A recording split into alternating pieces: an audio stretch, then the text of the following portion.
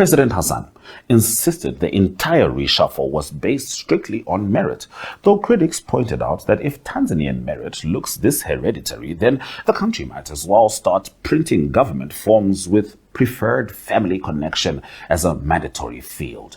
Those same critics also argued this was not just about merit, but about cementing a more authoritarian posture, a continuation of the repressive legacy inherited from John Magufuli, whose death in 2021 placed Hassan in power and briefly earned her praise for lifting media bans before she reverted to the old classics: pre-election arrests, opposition disqualifications, and the now traditional Tanzanian election specials featuring curfews and a nationwide internet blackout.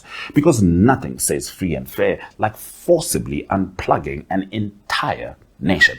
Post-election, things didn't get better. Mass treason charges and delayed vote tallies completed in under 72 hours despite the chaos created a political environment so opaque even the results looked like they were afraid to show their real faces.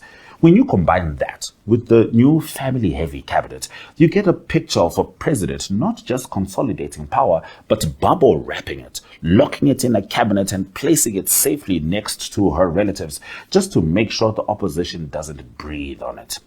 Kikwete's promotion added even more flavor to this political stew, confirming that Tanzania's politics still runs on a mentorship system where the mentor's son gets promoted, the mentee's children get ministerial posts, and the general public, they get curfews. With President Hassan in her constitutionally final term, scrutiny is intensifying both inside and outside the country. This cabinet, instead of symbolizing fresh leadership, has become a neon sign flashing phrases like dynasty expansion, loyalty insurance, and second term comfort zone.